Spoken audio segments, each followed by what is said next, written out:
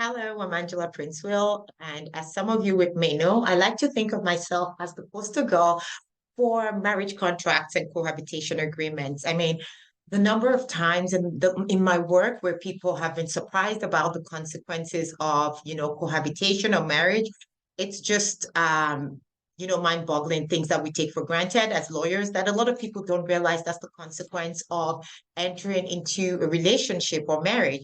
So I always believe in, being the master of your own fate and determining the consequences of a relationship. So I always encourage marriage contracts and cohabitation agreements for people who want to leave common law, and especially cohabitation agreements, because sometimes people think that because they are common law and, a lot of the rules around married people do not apply to them, they think, then it's just everything's just, free and clear until they find out there's trust claims and other things and it's not as straightforward as they think, and it could actually even be more complicated.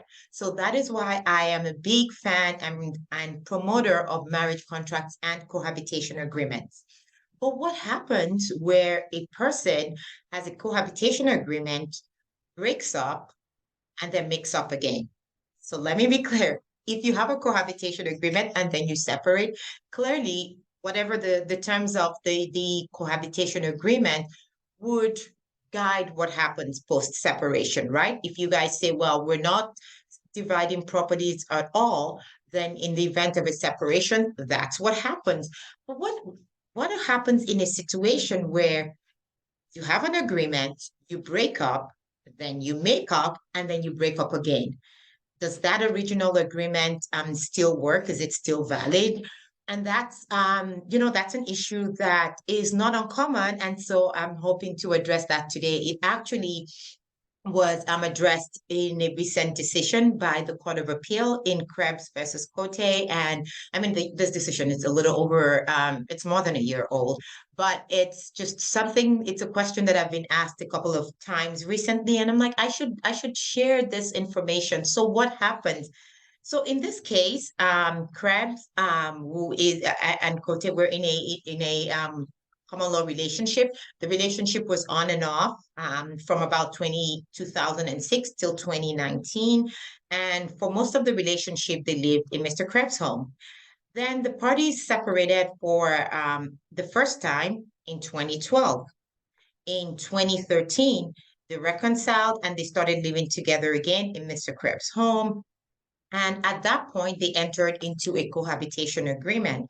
In that cohabitation agreement, they waived property rights, equalization, and spousal support, and said that on a separation, Mr. Krebs would pay Ms. Cote a lump sum of $5,000 and she would leave the home.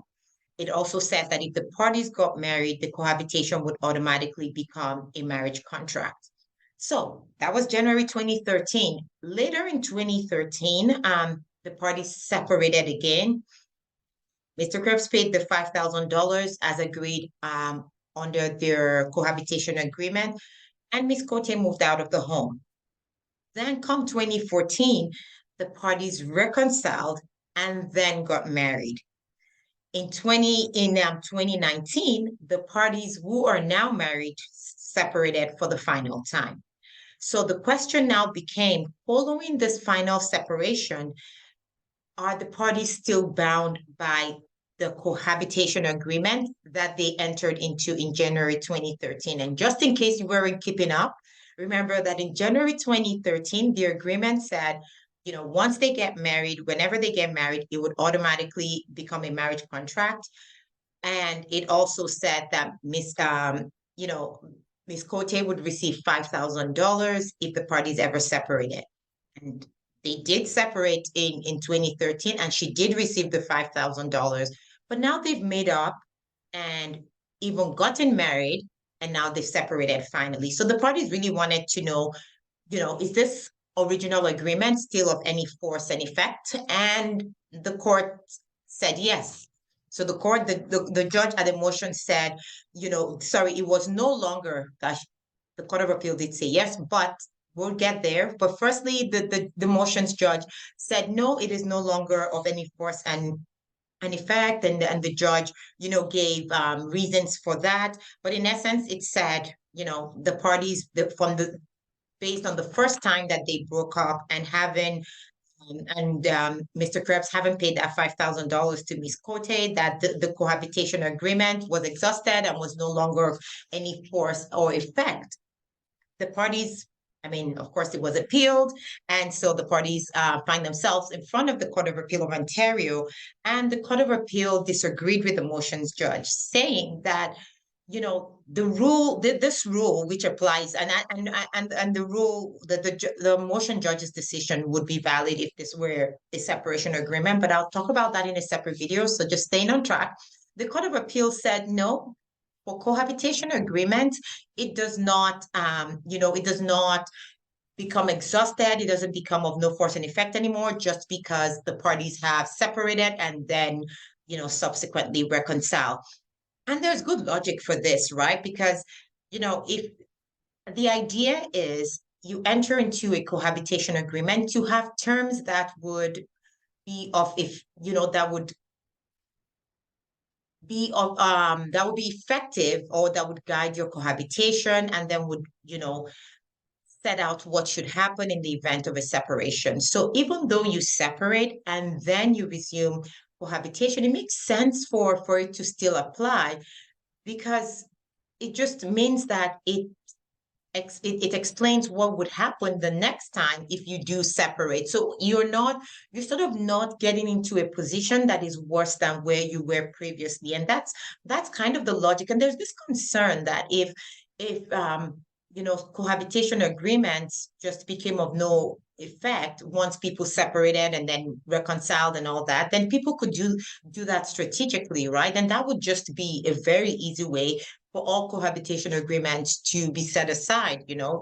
If you sign a cohabitation agreement that you don't like, then you can just easily break up for a few months, make up, and then now all of a sudden that cohabitation agreement is no longer of any force and effect. So it just from that logic, you could see how, it makes sense that the cohabitation agreement should continue to be effective once the parties resumed cohabitation.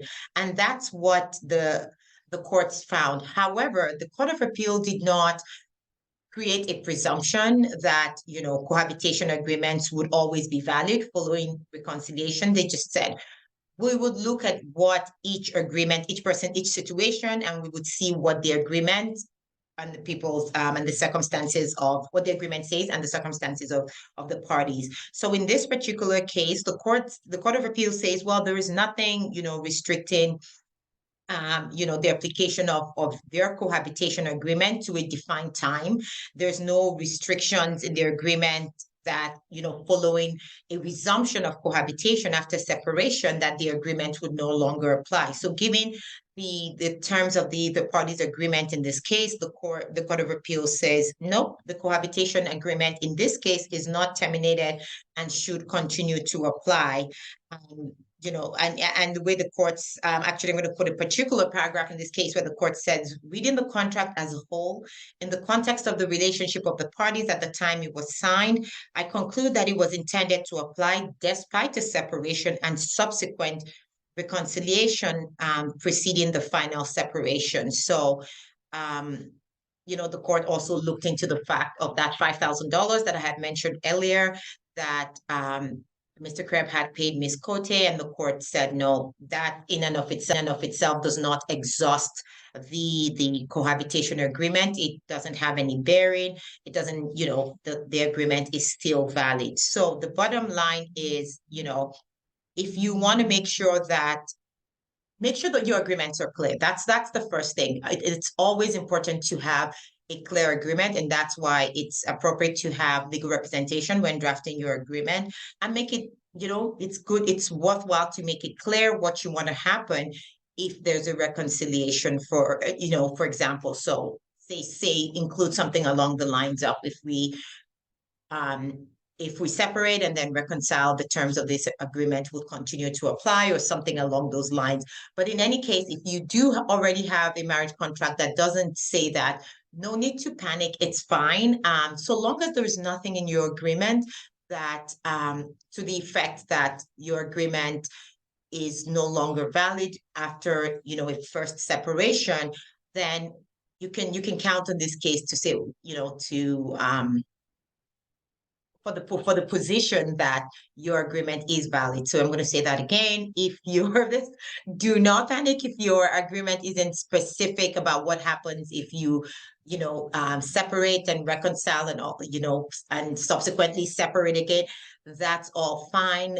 Based on the case law as it exists right now, your cohabitation agreement will still be valid, absent anything in the agreement that prevents a subsequent reconciliation.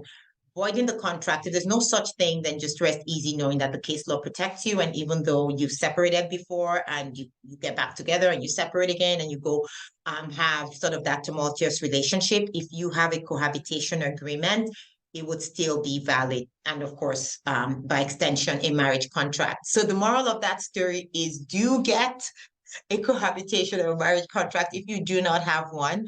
And yes, and put your mind to, what do you want to happen? It may be that in your specific situation, you wanted to say, well, if we were ever to separate, once we separate the first time, we don't want the terms of this contract to continue, except, if we want a contract, we would enter into a new contract. But once we separate the first time, we no longer want this to be applicable. So as I said earlier, it really is about you deciding what you want. That's kind of my reason for being a fan of marriage contracts and cohabitation agreements. You get to determine how your separation plays out, and you're not just kind of left to the courts to decide for you.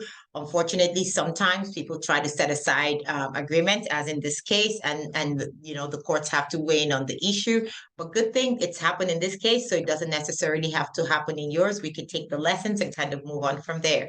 So I hope that explains it. And I hope that you do find some value in today's video in knowing that, your cohabitation agreement is going to survive, even though you've had multiple breakups and makeups. And until next time, it's bye for now.